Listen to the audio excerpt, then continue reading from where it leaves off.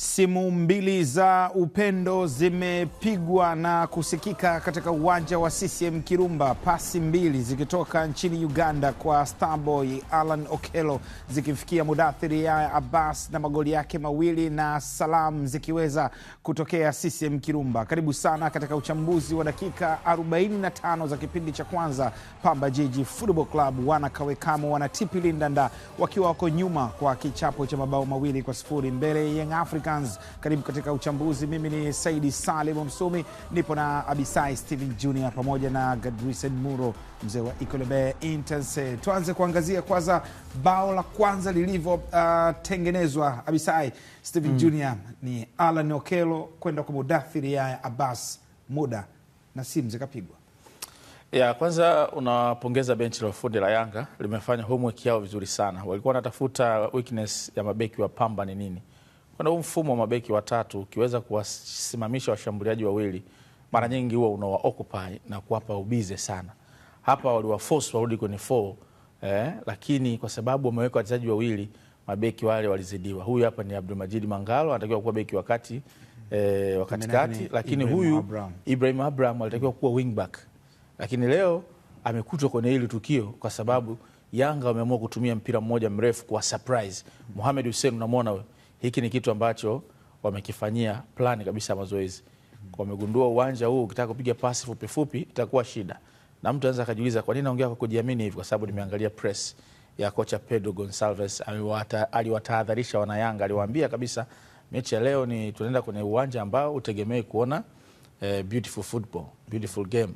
Kwa hiyo maana yake amekuja na plan maalum ya kutafuta nafasi kupitia kinachowezekana. Sasa leo nimeona plan imekuwa ni mipira nyuma defenders wa Pamba ambao sio wazuri kwenye kukimbia, na ameweka players ambao wanaweza kucheza kwa ukaribu ili ku maintain hiyo. Mohamed Hussein huyu hapa ana surprise kwa pass. Mwangalie Mudathiri anavyoondoka sambamba na Okello, ni kitu ambacho amekitrain. Okello anamgusia kwenye nafasi, Mudathiri anafunga. Ni beki gani ambaye angeweza kujua Mudathiri anaweza kuwa hapo? Ni ngumu. Amezoeleka, huwa anakuja baada watu wengi wapo tayari kwenye box, yana arrive kama late arrival kutoka kwenye midfield, anafunga kwenye the blind side of defense. Lakini leo anacheza kama second striker kabisa. Huyu hapa amechomoka. Okello akaona hana uhakika wa kuscore. Kilichokuwa na uhakika ni kumwekea square Mudathiri, ana press kwenye goli ambalo liko wazi. Ni goli la mazoezini ambalo limefungwa CCM Kirumba. CCM Kirumba. Tuangazie pia jinsi ambavyo bao la pili la Young Africans liliweza kupatikana. Mtindo ni ule ule, Gadrisen Muro. Imepigwa pembeni, Okello ana control.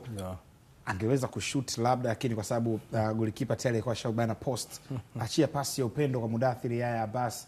What a finish pia. Unazungumza mfumo wa mabeki watatu, wakati mwingine una changamoto ikitokea namba yenu hairejei haraka kwenye shape yenu, na hasa mstari wako wa ulinzi ukiwa unakaba kwenye eneo la juu ya box.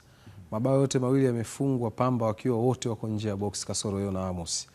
Maanake ni kwamba Alan Okello, namna ambavyo anatoa option kwa viungo wake, defenders wake kumpasia, ndicho kitu ambacho Pamba mpaka sasa hivi wameshindwa kudili nacho. Movement za Okello, mwanzo alifanya movement kuja ndani ya box hapa kwenye D, akapokelea mpira ndani, Mudathiri akafunga.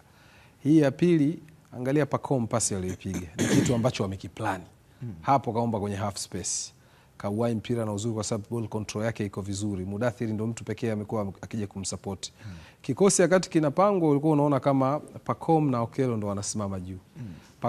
Pacome amevuruga kila kitu kwenye mahesabu ya defenders pamoja na viungo wakabaji wa Pamba, kwa maana inawezekana walikuwa wameandaa plani nzuri ya kudili na movement za Pacome. Kutoka yeye kutoka kule juu kuja kucheza kwenye maeneo ya chini, maana yake amewaondoa kabisa kwenye ratiba yao kwamba tutadili na Pacome ambaye anacheza kwenye final third. Yeye ameamua kuja huku chini. Kwa hiyo kama kuna baadhi ya viungo unaona wanamsogelea kina Eshianda, kina Kevin Nation, ndio wanatengeneza hilo gap. Wanaposogea juu defenders wao pia wanasogea kwenda kukava lile eneo. Matokeo yake wakisogea zaidi, angalia gap laloacha kati ya walinzi wa Pamba na golikipa Yona Amos.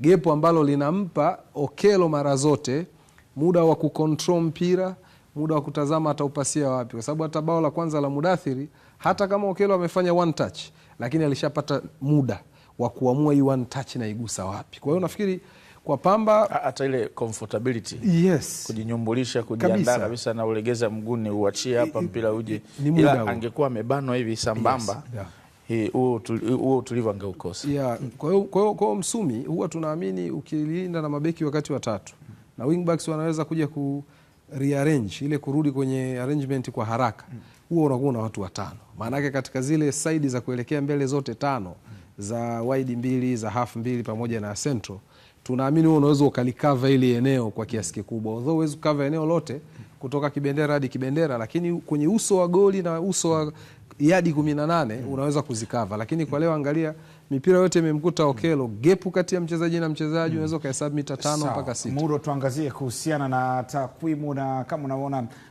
takwimu hapa, mashuti ambayo yamepigwa on target ni 4 dhidi ya 1, umiliki ni 42 dhidi ya 58. Kipindi cha pili tunaangalia kitu gani Abisai kwa uchache kidogo? Kocha anawaza sasa, Francis Baraza, plani yangu ya mabeki watatu imeshakamatwa. Yanga waonekana wana uwezo wa kufunga goli lingine kama hili au kama haya. Sasa anawaza arudi kwenye back 4 au aendelee na zile imani za kikocha, niendelee kubaki na back 3 lakini niongeze emphasize. Kwangu naona tayari mechi ishatoka mikononi mwa Pamba, kwa sababu Yanga wameshaona okay, hii plan inalipa. Kwa hiyo huenda wataendelea kujaribu.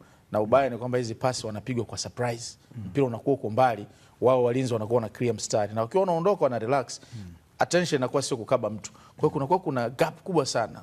Anaposimama beki mmoja wakati na mwingine na wing backs. Kwa hiyo hawa wakina Okello na Mudathir washaona haya mashimo, ni kocha amewaemphasize. Kwa hiyo pasi wanazozipokea zina madhara moja kwa moja. Sasa Pamba watabidi waamue iko. Ndio najua sasa hivi kocha atakuwa kuna wakati mgumu, nifanyeje? Nirudi back 4, emphasize yangu iwe hivi tough, au nirudi back 3 lakini nishafungwa. Kwa hiyo settlement natamani kumuona anakuja na kitu gani kipindi cha pili. Shukrani.